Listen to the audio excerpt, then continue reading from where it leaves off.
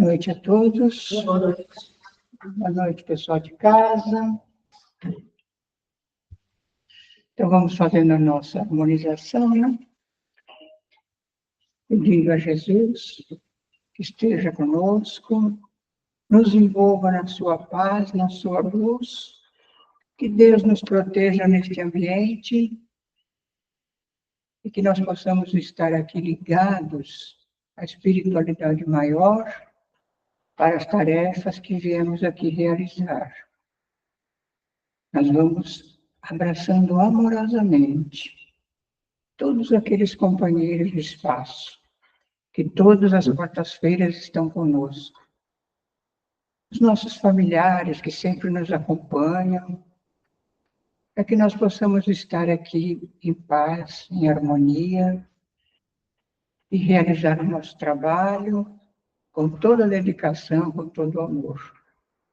E assim, em nome de Jesus, de Deus, o nosso Pai, nós damos por abertos os trabalhos desta noite. Graças a Deus. Como hoje resolvi falar para vocês sobre as horas difíceis da nossa vida, os dias difíceis, né? Quem não tem terá um dia, com certeza.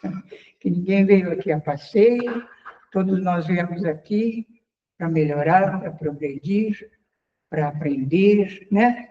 Por isso, nós temos as provas difíceis, para que a gente possa se exercitar, né? Essa é a função. Então, quando o movimento espírita começou a se popularizar no Brasil, as pessoas achavam que ainda teriam aqueles circos, aqueles flagelos dos tempos cristãos, né? Aquelas perseguições horrorosas, tudo isso. E Emmanuel nos esclarece que não existem mais os circos, os martírios. O que existem são as nossas dificuldades próprias, individuais, né? O nosso próprio testemunho diante dos dias difíceis, diante das coisas que nos acontecem sempre contrárias à nossa vontade. Então, essas horas difíceis, todos nós temos algum dia, né? Todos nós. Ninguém é privilegiado. Uns têm mais? Tem. Uns têm uma vida mais difícil? Com certeza tem. Por quê? As pessoas possam achar que Deus distribuiu errado. Não. Cada um tem aquilo que precisa, aquilo que é necessário para a sua vida, né? Aquele grupo onde ela está inserida.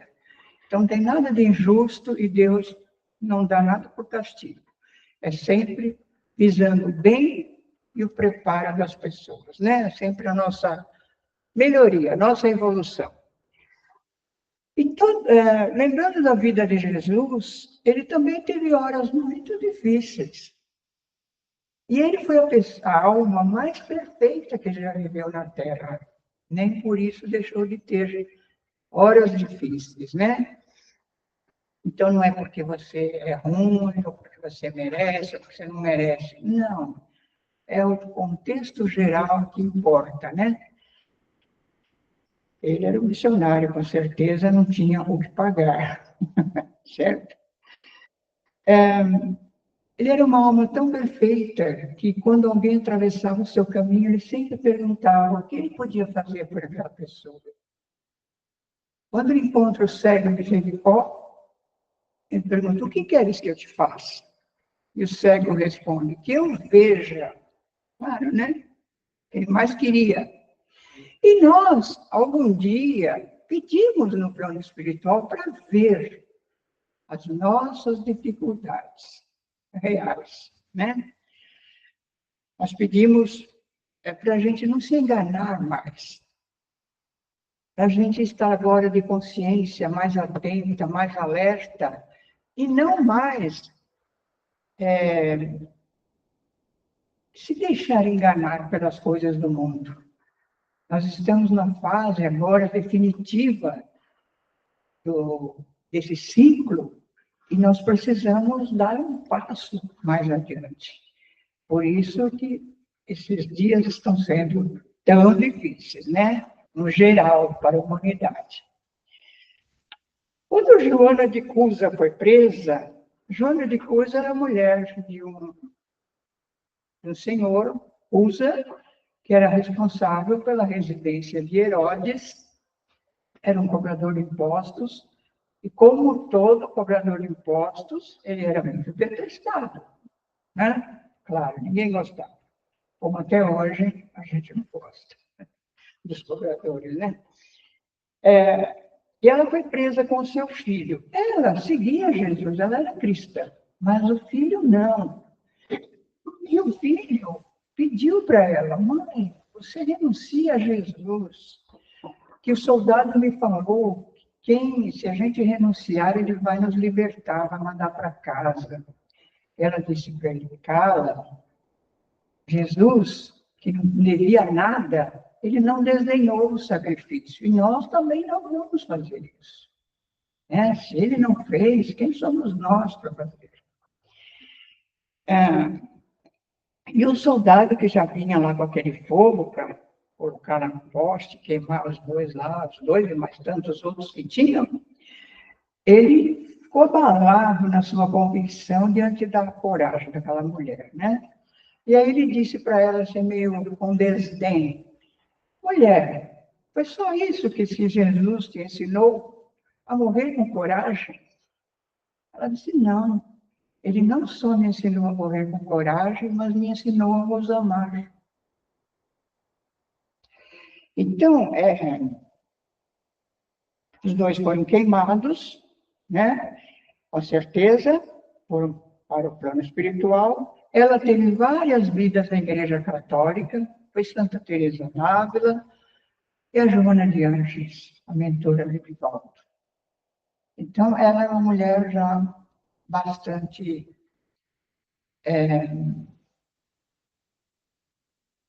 espiritualizada, vamos dizer assim, né?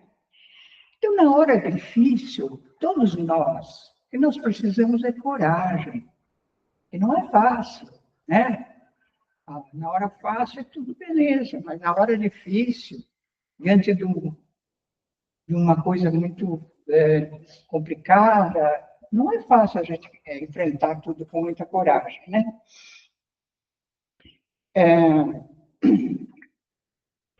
Principalmente, por exemplo, quando a gente está numa família que a gente não entende a gente, ou a gente também não entende o outro, né?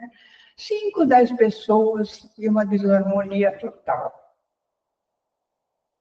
E é preciso que haja um mínimo de harmonia, porque toda desarmonia gera problema. E, às vezes, problemas tão graves que passam para o nosso corpo físico, trazem problemas, doenças, né? Psicossomáticas.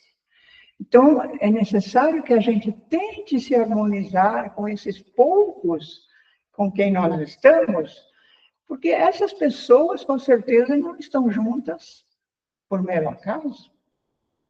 Nós temos um motivo e uma razão para estarmos juntos. E temos que nos entender. Assim nós prometemos, né? Antes de vir, vamos lá junto e nós vamos nos ajudar.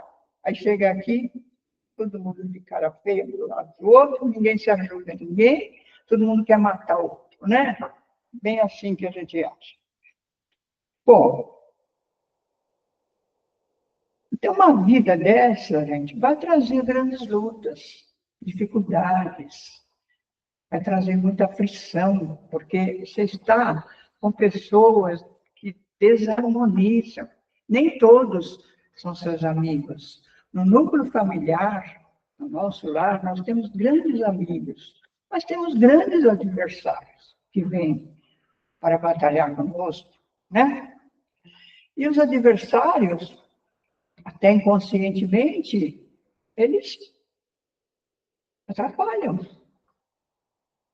Eles colocam dificuldades para a nossa evolução, né? Porque não há entrosamento, não há amor, não há facilidade, né? E o que nós precisamos trabalhar numa situação dessa é a harmonia, é desenvolver o amor, transformar o ódio em amor.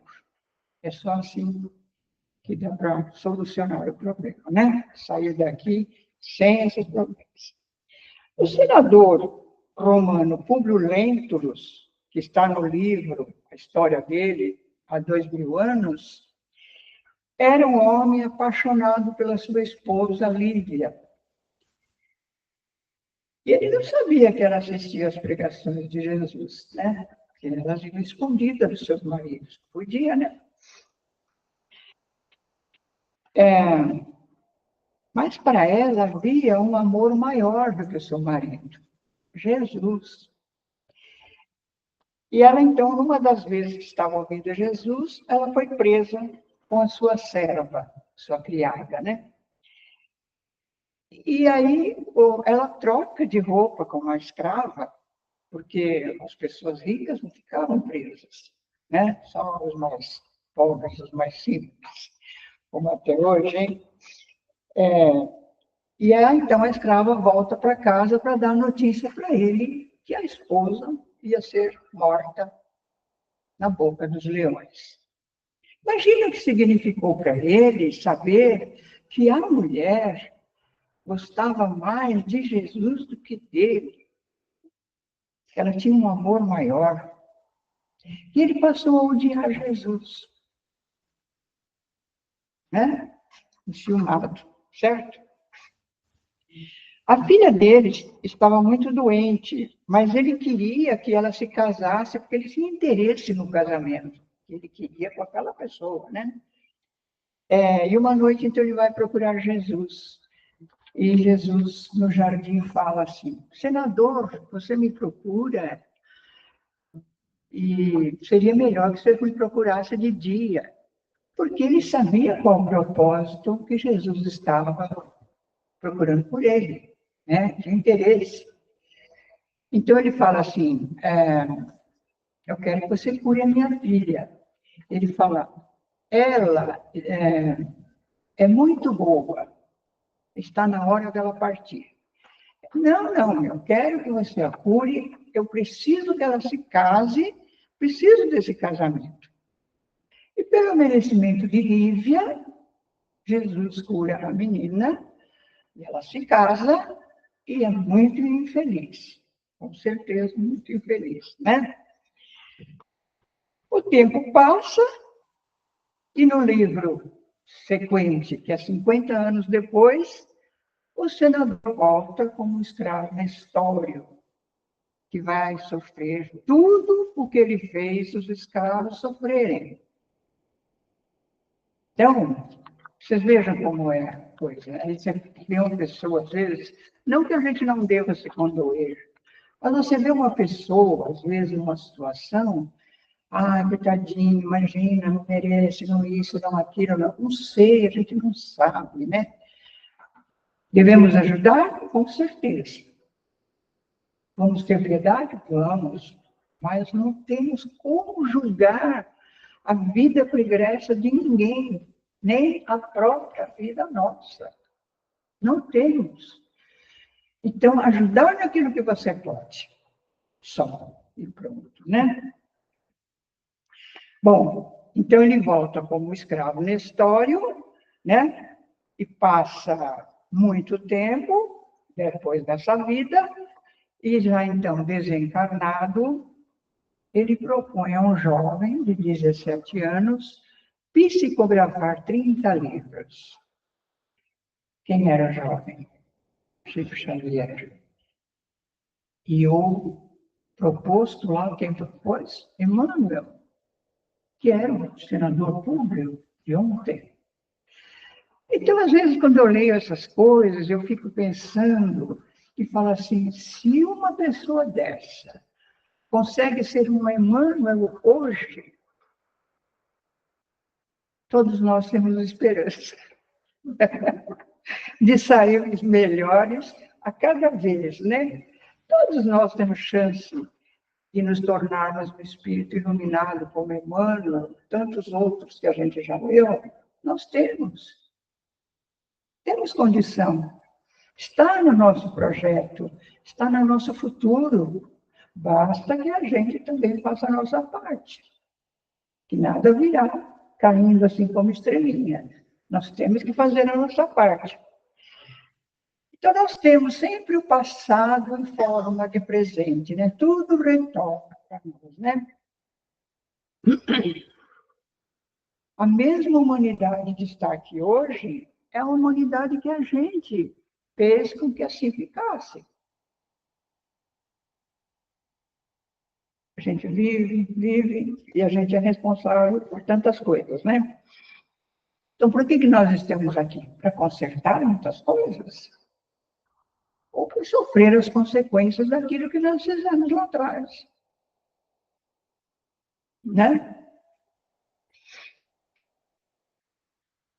E as pessoas que voltam para viver no nosso convívio, no nosso lado, são pessoas que nos prejudicaram muito e que nós prejudicamos muito também.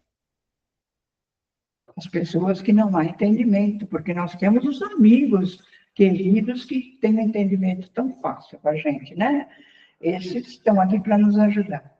Mas os adversários, esses, a gente prejudicou e eles nos prejudicaram. Então, não vai, né? A engrenagem emperra, certo? Muito bem. E graças a Deus, a gente não lembra o que nós fizemos nas vidas passadas, porque senão a gente não teria coragem de enfrentar as coisas, sabendo o que nós fizemos, sabendo que aquele lá, tão prejudicado, o que foi que nós fizemos para ele, né? Aquele inimigo a gente ia conseguir amar se a gente soubesse, sabendo que ele nos causou um prejuízo tão grande. A justiça divina, tão sábia, nos dá o esquecimento para a gente poder suportar os adversários e eles nos suportarem. E a gente poder evoluir juntos. Certo? Então, para que nós viemos, gente? Com religião ou sem religião, nós viemos aqui para ser bons, para ser mais gentis, mais cordatos, para nos envolvermos mais com as pessoas, termos mais boa vontade com todos. Nós viemos para evoluir. E só vamos evoluir assim.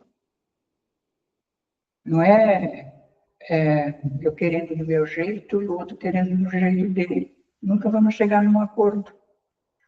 Né? Nós temos que aprender a respeitar o outro e a ceder quando é preciso. Tem muita gente que ainda não sabe ceder, né? Muita gente. Quando Pedro negou Jesus 3 vezes, Jesus tinha perguntado: tu me amas, Pedro? Claro, Jesus, claro que eu te amo. Pedro, tu me amas? Jesus, você me ofende, eu te amo.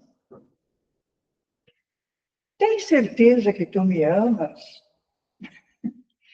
Claro, Jesus, mas que coisa, né? Lógico que eu te amo. 3 vezes ele perguntou. E aí ele disse: eu te digo que antes que o galo cante, você vai me negar 3 vezes. Pedro ficou desesperado. Como? Ele amava o Senhor, né? Amava Jesus. E realmente ele negou 3 vezes. Não conheço este homem, quando alguém perguntou. Eu não andava com ele, falou para outro. Vocês estão me confundindo, não é ele. Medo, né? Medo. Se acovardou. Medo. A gente consegue até entender a situação, mas ele negou realmente 3 vezes. E isso assombrou a consciência de Pedro, né? Até o último dia da sua vida. Embora ele tenha se dedicado, depois da morte de Jesus, toda a sua vida para fazer o bem, aquilo ele nunca se perdoou. Aquelas negativas, ele nunca se perdoou. Né? E quando ele desencarnou, Jesus o recebeu no plano espiritual. E ele falou: ah, Jesus, Para onde nós vamos? Eu tenho tanta vontade de voltar a trabalhar com o Senhor. Vai, Pedro, agora eu não posso. Eu vou à terra, que lá tem muita dor, muito sofrimento. Se você quiser, você vai comigo. E ele mal tinha chegado para descansar, voltou à terra para continuar o trabalho. Né? E quando nós lembramos de Judas, ele apontou para o soldado e disse: Este é Jesus. E ele foi preso imediatamente. Quando o soldado colocou a corda, assim, para que ele não fugisse, Jesus falou para ele, para o soldado: essa é a vossa hora, a hora da treva. Porque ele sabia que iria ser preso, crucificado, né? Morto, ele sabia tudo isso. Então, a hora da treva para quem está fazendo, né? Certo? Segundo os Espíritos, 100 anos antes de vir à Terra, Jesus fez uma reunião no mundo espiritual com aqueles que seriam seus primeiros seguidores, né? Falou dos martírios, dos circos, falou de toda a perseguição, de tudo que eles iriam sofrer, tudo. E aí, um se levantou e disse: Senhor, de todos que te seguirem, eu serei o mais fiel. Judas. Judas. Então, lá, nós prometemos tudo. Lá nós estamos cheios de boa vontade. Quando a gente chega aqui, as ilusões do mundo cegam a nossa alma. A gente não lembra mais as promessas. E a gente vai conforme as conveniências do mundo. Foi o que aconteceu com Judas, né?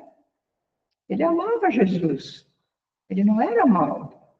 Ele se enganou muito, né? Cometeu anos terríveis.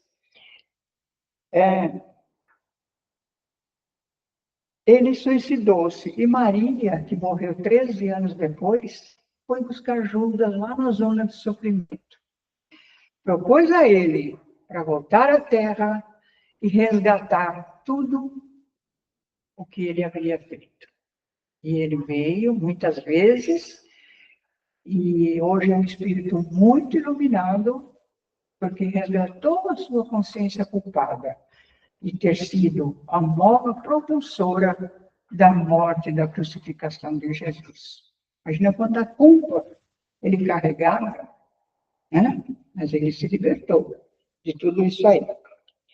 Então, as nossas horas de reencontro com o passado, com a família, com os amores que não deram certo, né? Os nossos encontros com o passado, são as nossas horas difíceis, nossos dias difíceis. Porque sempre vão nos trazer aprendizado, mas vão trazer muito sofrimento, com certeza, né? Então, gente, quando a gente acorda de manhã, vamos pedir a Jesus que ilumine o nosso caminho, que Ele nos oriente, que Ele nos mostre a solução de qualquer problema. Vamos entrar um minuto em sintonia com Deus, com os nossos protetores, nossos anjos, e pedir que eles nos orientem, que toda a energia possa vir a nosso favor, para que a gente possa passar o dia com aquelas dificuldades, transformando as nossas horas difíceis em evolução, em aprendizado. Né? Todo dia vamos fazer essas mentalizações que é necessário a gente pedir ajuda, né? E vamos nos afastar daquelas pessoas que falam de coisas muito infelizes, de muitas doenças, de muita coisa triste, né? Vamos falar de esperança. Vamos estar cientes de que amanhã tudo pode dar certo. Que amanhã eu vou ter a solução do meu problema, que até hoje eu não tenho. Com a ajuda dos nossos queridinhos lá, a gente tem. Né? certo? Quantos anos? Mais tempo ainda?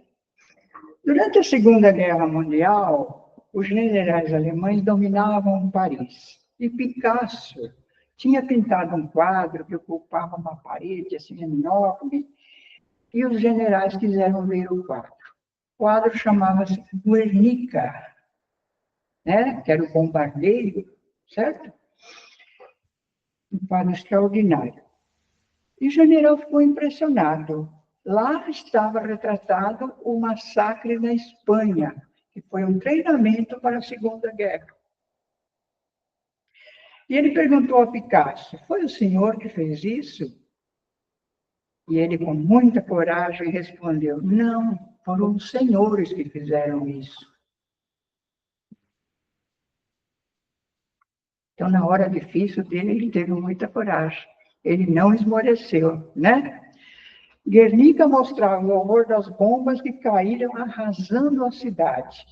E Picasso não teve medo de sair preso dali e ser morto. E os alemães não tiveram coragem, nem de levar o quadro, nem de levar o preso. Porque ele ali falava que, embora eles dominassem a França, um dia tudo acabaria e o povo seria livre. E pessoas que defendem as coisas, né? Defendem os ideais, sabe? Em troco até da própria vida, né? Eu não sei se eu teria tal coragem, né? Mas admiro muito quem tem. O rapaz atravessou a faculdade Saint-Pétrière, na França, e lá exigiu que o guarda lhe entregasse a chave, onde estavam presos 168 loucos. E ele disse que foi lá para salvar esses loucos, né? E o guarda disse: o senhor é louco, eu não vou dar a chave, porque a hora que o senhor se libertar, ele vai me matar e vai matar o senhor. Eu vou deixar 12 filhos. O senhor não sei o que vai deixar. Então, não vou lhe dar as chaves. Mas ele pegou a chave do guarda e salvou os 168 loucos e mudou a face do mundo, porque eles eram enfermos. A partir dali, como se chamava o doutor ali? Pinel. Daí vem a coisa de falar que o cara está Pinel, né? Pinel.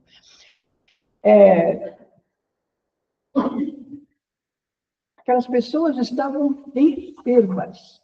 E ali, a partir dali, a loucura foi vista sob uma nova ótica, um novo modo de enxergar, né? E quando ele tinha dito para os colegas que ele iria lá salvar aqueles loucos que estavam no subsolo da faculdade, os amigos falaram para ele: e se você não conseguir curá-los, o que você vai fazer? Eu vou amá-los, ele disse. Então, quando a gente estiver assim, com uma dificuldade muito grande, vamos amar mais, vamos nos dedicar mais, fazer o mais, né? Porque essa é a solução. Eu vou falar, porque senão não dá, né? Pode ir. Pode ir? Havia um garoto de 11 anos que morava nas ruas de Londres no século XIX. Ele apanhava dos guardas na rua. Ele foi pedir emprego numa loja e pediu que deixasse dormir naquele lugar junto com os ratos.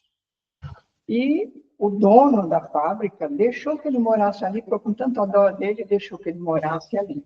E toda noite ele escrevia e mandava para o jornal. E o dono do jornal respondia: a sua história é horrível. Quando você escrever uma coisa boa, você me mande. E sempre era a mesma história, né? Sempre a mesma coisa.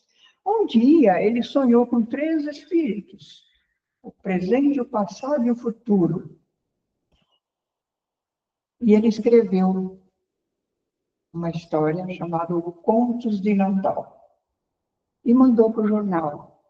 E o dono do jornal, então, mandou uma resposta para ele: a sua história é maravilhosa, continue a escrever. Mandou não sei quantas moedas de ouro para ele, né? Ele ficou muito surpreso. Então, ele nunca mais deixou de escrever. Foi o escritor, o maior escritor de histórias infantis de todos os tempos, Charles Dickens, né? Era um menino espancado nas ruas, que passava fome, que vivia naquele beco lá com os ratos, e se tornou o maior escritor. Porque ele nunca desistiu.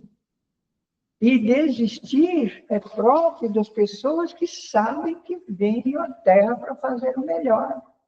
Não veio para ser eternamente um menino espancado. Veio para vencer. Então, aos fracos que esmorecem, que desistem, que fogem da luta, esses não conseguem, né? Ficam à margem.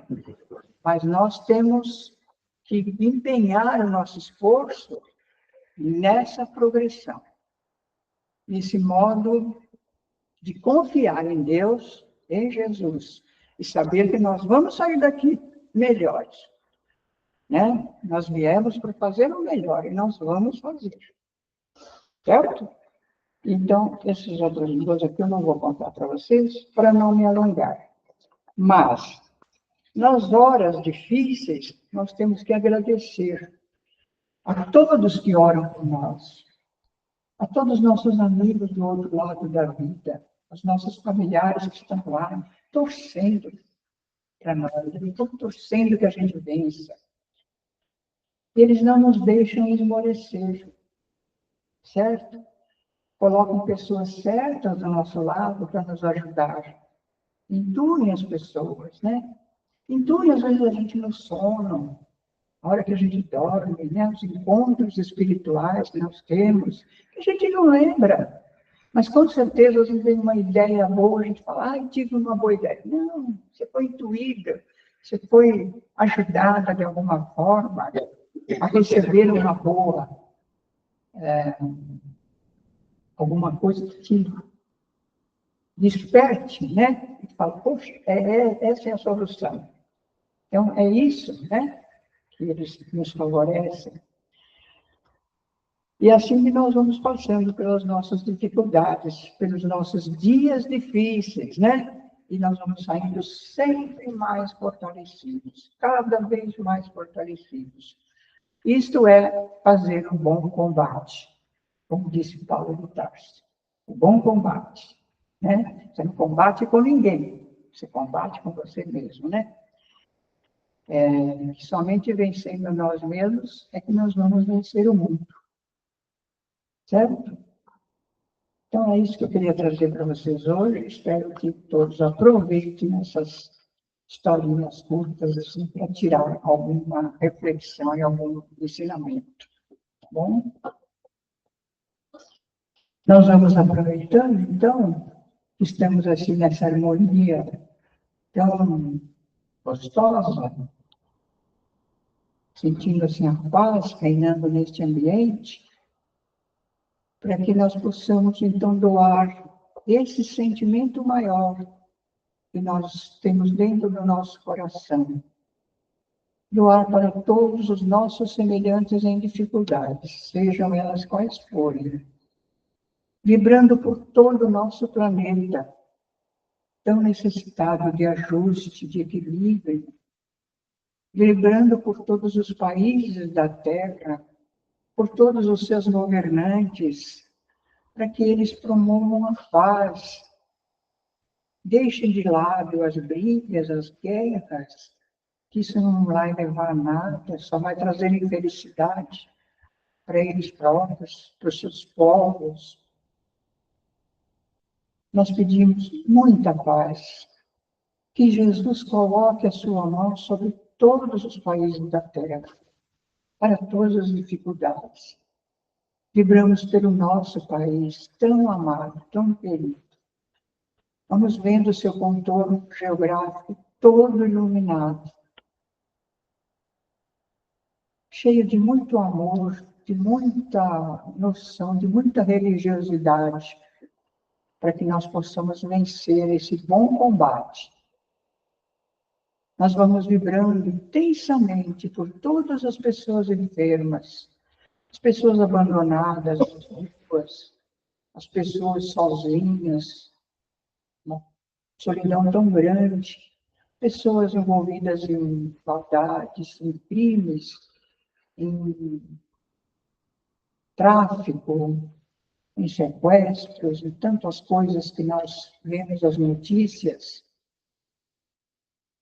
Nós vibramos intensamente por todas as casas de caridade, por esta casa que nos acolhe sempre amorosamente, que nós possamos estarmos em paz com todos os nossos amigos e inimigos, possíveis inimigos, possamos retornar aos nossos lares em muita paz e vibramos por todos os lares da Terra, incluindo o nosso lar, vibrando muito amor por todos aqueles que vivem conosco, para que haja harmonia, amor em todos os lares da Terra. Que assim seja, graças a Deus.